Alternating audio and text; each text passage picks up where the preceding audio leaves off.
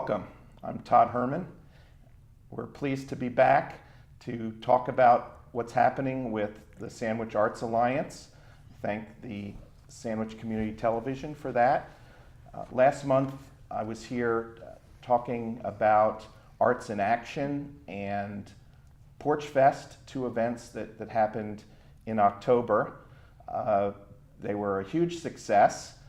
We had a lot of people come through and watch what artists were doing in the Arts in Action. We actually had rain on Porch Fest Day, but we had a great rain date the following day, Columbus Day, and a nice turnout. And I'd love to show a little bit from that weekend.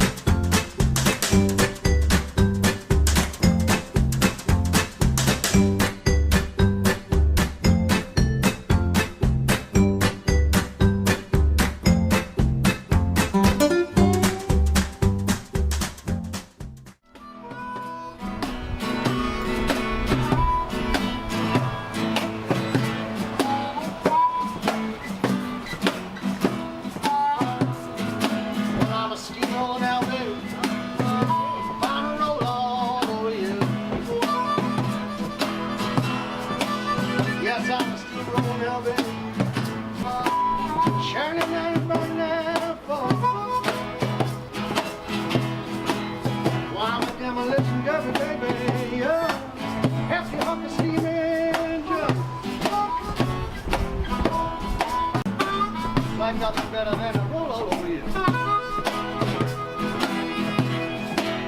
My money and your soul, sweet rock and roll and shoot you for a rebel man. I'm a cement mixer, churning on a burning farm.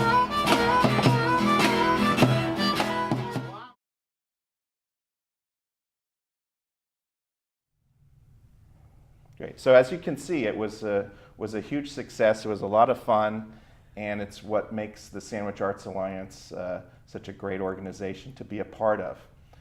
Today, I'm real pleased to be joined in the studio by a group that's working on a couple of dramatic events for the upcoming season.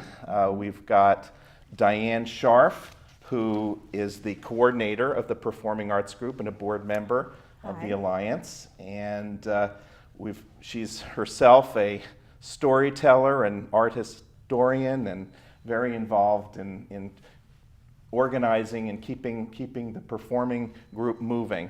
And she's joined by Carol McManus, who is known by anyone involved with theater on Cape Cod. She herself is actually a native 12th generation Sandwich, so that's always impressive.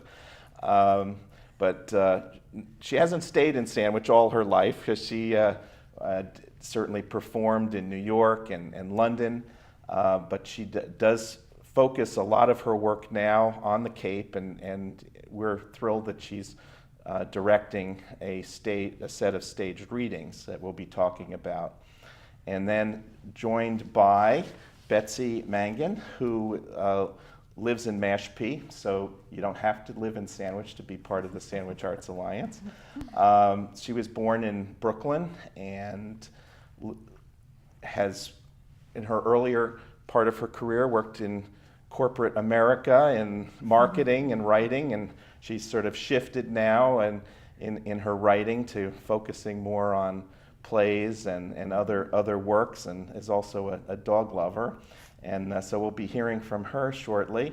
And she writes many times with Karen Gerschel, and who is actually, we'll hear from her voice in a little bit, but I think it will be obvious that she was born and raised in Scotland, in England.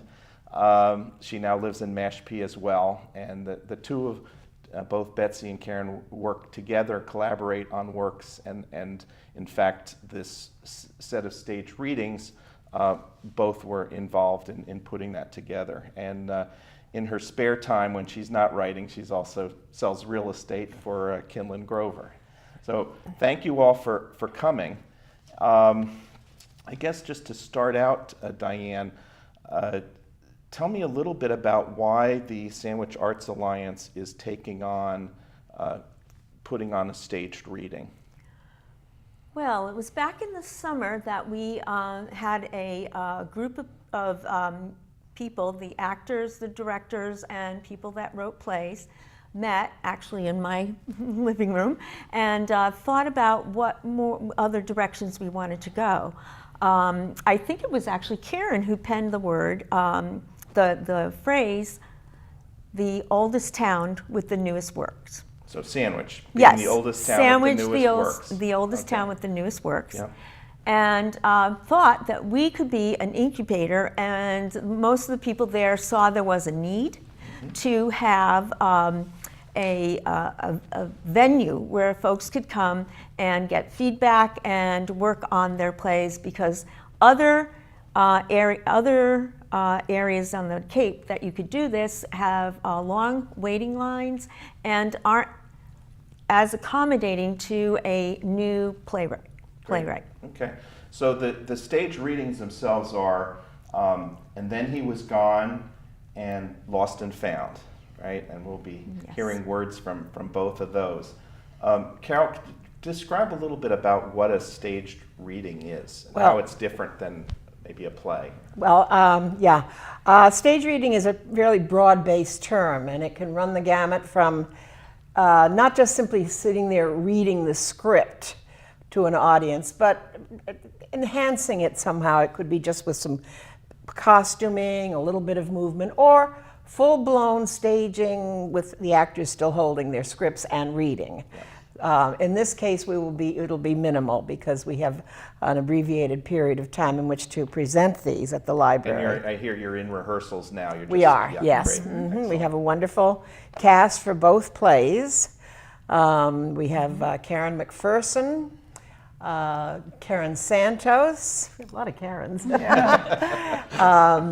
Kathy Odie, and Jack Burgess. Great.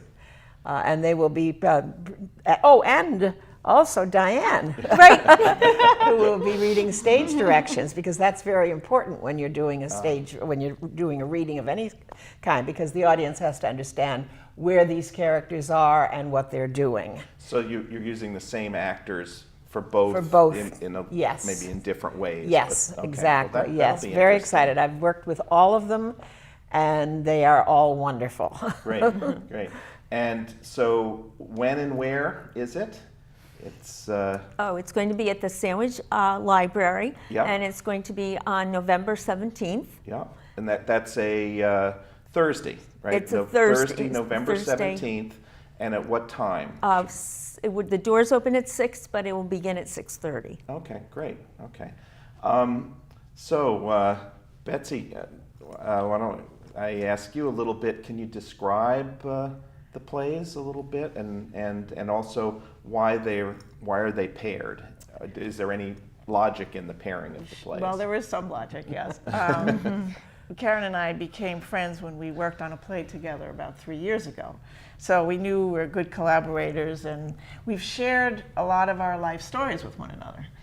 And she had a very poignant story about dealing with her father's ashes back in Scotland. And I had kind of a very funny story about dealing with my mother's ashes here in the US, specifically on Nantucket. And so we had exchanged those tales a long time ago, and we were having breakfast one day, and we just kind of thought, wow, this would be fun can you put your experience into a one act? And she said, yeah. And I said, I can put mine into a one act. I said, well, they're both dealing with parents' ashes. They're both dealing with daughters' difficulties in coming to terms with death and then what you do. So they're very similar, but yet very different. Because I think Karen's play is beautiful and poignant, and mine is kind of funny. So similar topics. But So do you start with the poignant and then go to the funny, or the other way? well, we're going to defer to Carol, I think, on that. That's for the director. Because we've gone back and forth so many times. Yeah. Well, do you do the more serious one first and have an intermission and let everyone laugh, or do you let them laugh first and then, so that remains to be seen. Okay, so we don't know that yet. We then. don't know that yet. This is a Right. work in process. That's the whole incubator process Yes, for, incubation. for theater. Wonderful. So just I'm going to throw it out to all of you. What's your goal in having this reading? What are you hoping to accomplish? I can The one start. for you, Sure, Betsy, okay. yeah. I think for Karen and myself, it's wonderful for us to just sit back and hear other people read it. I mean, we read to one another, or we get a friend to step in and read, but to actually be able to sit and look and hear people reading it is enormously helpful. And also ideas and opinions that people might have that we can use going forward. Yeah. So you expect like people will be giving you feedback afterwards, or you'll be soliciting some kind of feedback. Yeah, from that'd be them, great. Email or whatever. Yeah. Great. And it's really important for a play to be read by the actors, by the characters, portraying the characters, because that's what a play is. It doesn't really, they're not written to be read. Yeah. They're written to be performed. That's the play. Yeah. So it makes a huge difference. And you, Karen and Betsy, you both are members, if I'm right, the performing arts part of the Sandwich Arts Alliance, but also the literary part, because right. you are playwrights, which is interesting how you kind of cross over in that regard. So I guess, how do I get tickets? This sounds great.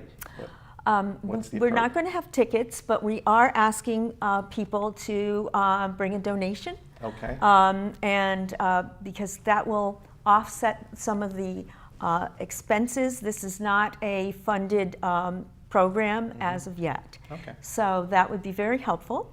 And they can do that when they come at the door. To the library on the Yep, just 17th. come, it's downstairs Great. at the library, and open doors at 6 o'clock. And then again at 6:30 the play will begin. Great. Well, I know we don't have the actors assembled here in the studio, but we do have the playwrights assembled.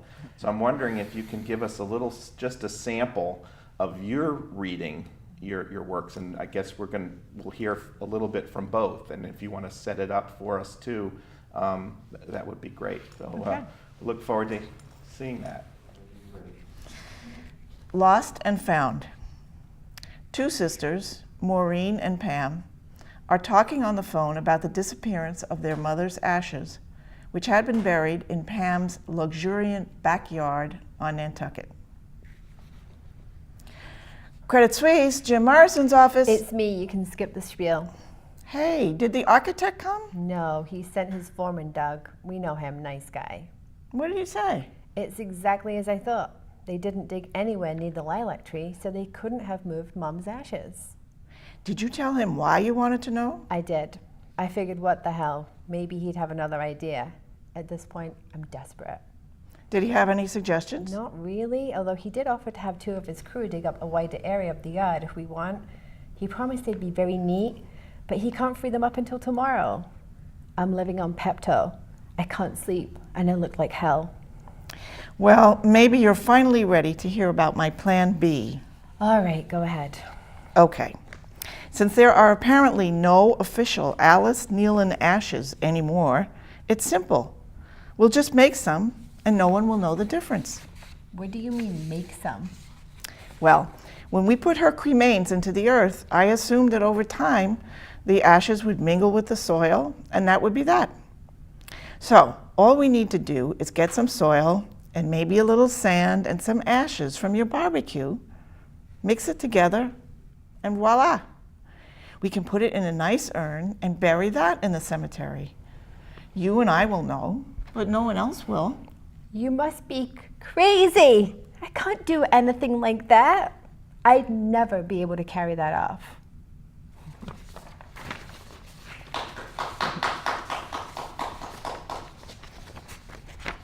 Okay, so now we're going to read a very short scene from my play, And Then He Was Gone. It takes place in a teeny tiny shop in a village in Scotland. Oh, hello, Katrina. What a nice surprise. Hello, Agnes. How are you? I'm fine, and how's yourself? Yeah, okay, thanks. Did you just arrive? No, we got in late last night. So you haven't seen your mammy yet? Not yet. We're going up to see her today. Oh, is your husband here with you? No, but my son is. Ah, that's nice. He'll be a good help to you. I need some extra muscle to help at the cottage. How old is he now? He's 15. Oh, time flies, doesn't it? I remember the first time you brought him here. He was just a wee toddler. Are you staying at the cottage? I planned on staying there, but Will had a hard time last night, and I can't lie, I did too. So I need to make other arrangements. Being there just doesn't feel right, you know? Sadly, I do know. It's no easy, is it? No, it really isn't. What about staying across the road at the wee inn? Do you think they'll have any rooms available? Aye, they do. George was just in here. He said business is quiet at the moment. George? George, the owner, have you not met him before? Oh, I think he and his wife came to my dad's funeral, but I don't remember for sure. Aye, they did attend. They were awful fond of your dad as well. You know, I thought your dad's service was very personal. My son-in-law Robert was one of the undertakers. Oh, I didn't know that. Robert was so helpful, as were the others. They did their part, and now I have to do mine. Wow, nicely done. Very Are you nice. sure you're not also actors and actors? Yeah, that was good. So thank you, and we'll report next month and give everyone a little bit of feedback on how the event went, but something for you all to join us on November 17th. I'd like to shift gears a little bit now because the Arts Alliance is just so busy. You know, that wasn't enough. You're also working on putting together another production within the next couple of weeks. Come Feast and Be Merry. I know a little bit about it because I'm also going to be a part of it in the chorus and probably in the band as well. But Diane, why don't you start us off and tell us a little bit about this, what is Come Feast and Be Merry? Come Feast and Be Merry is it's an offshoot from something that Carol did several times. She has a group that was called the Mostly Medieval Singers and Carolers, Players. yes. Carolers, yes. That was not, it was Eva Broderson's. Oh, okay. Yeah. And but it had not been done in a long time. And we took some of the elements, but really made it our own. It's for Christmas. It is, and for the solstice. And it is a banquet scenario where the people come, that our guests will come, and they will be at long tables we'll have skits, we'll have some singing, we'll have some community singing as well. There will be a storytelling for the kids, and it's going to be just very festive. There will be costumes, so it's going to be a real medieval Lollapalooza. It'll be a lot of fun. So banquet. So people bring their own food to this. They can bring their own food. Yeah. Yes, it's a non-alcoholic affair. Yeah. We're hoping we kept it the price really low so that people could bring their families. It's geared toward a family entertainment. Also, we will have the opportunity for folks that choose not to bring their own to order from one of our vendors in town. Okay. Also, we will be serving we will serving hot cider, spice cider, Oh, good. I was hoping there would be wassail, so that's yes, good. wassail Very good. and cookies. Wonderful. Shortbread. Yep. Shortbread Yeah. cookies Yeah. that are her special recipe. Okay. Super secret. All right. And that's complimentary. Yes. So it's going to be town hall. So town Yes. hall is going to essentially look like a medieval banquet hall, and there's all this revelry and singing. It's going to be People happening. want to wear costumes, they're welcome to as well. Very good. That's Saturday, December 3rd, and the doors open at what time?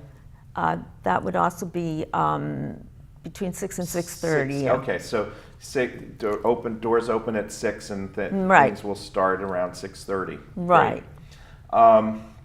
So, Carol, it sounds like you were very instrumental in putting this together in the past. Can you tell us a little bit about the roots of this show and how you think this one that you're just starting to work on is going to be the same or different from those you've done in the past? Sure. It had various different areas of conception. I've always been interested in the medieval period in Europe. When I was at college at New York State University, I was introduced to medieval theater, and I actually directed a few genuinely medieval plays. They were called mystery plays, having to do with the ministry. They were fairly religious in background. When I came back home to Sandwich to live, I met Eva Broderson, who had started this group of wonderful singers in costume called the Mostly Medieval Carolers. And I just had the idea of putting sort of the two things together. So Eva and I sort of got together, and the first time we presented anything in the way of theater and music of the medieval period was at St. John's Church, and I did 2 plays, the Downfall of Adam and Eve and the second Shepherd's Play, and we had the mostly medieval carolers singing. And it went over, it was great. And then many years later, when Katuitt Center for the Arts had gotten started, I was asked to do a Christmas show.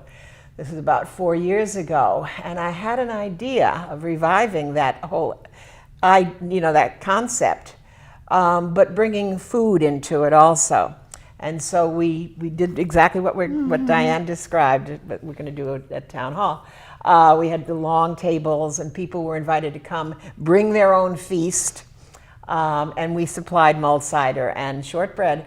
And it was funny because some people brought great feasts in beautifully decorated baskets Sort of like and so on. tailgating, I guess. Oh, in yes, medieval it's times. kind of like Yeah, Tanglewood yeah. in the summer on the lawn. Oh, right, Tanglewood. And they would be munching on turkey legs and so on. And other people had, peanut butter and jelly sandwiches or whatever, crackers and cheese. And then there was a lot of sharing back and forth. And it was successful. I think we all had a great time.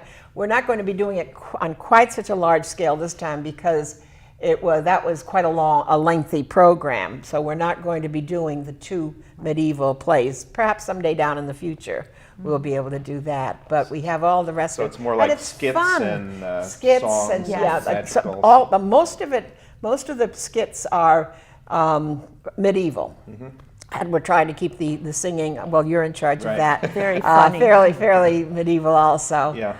It's a very colorful period, and just. And it's looking like, I know we're still in the evolving stage. We're about to go into rehearsals. Yeah. But looks like we'll have a cast and crew of at least 20 or so. That's great. And That's and wonderful. multiple Fun. ages. Yeah, and I've already contacted quite a few of the people who had originally been part of the medieval carolers, and also some people who are interested in doing this.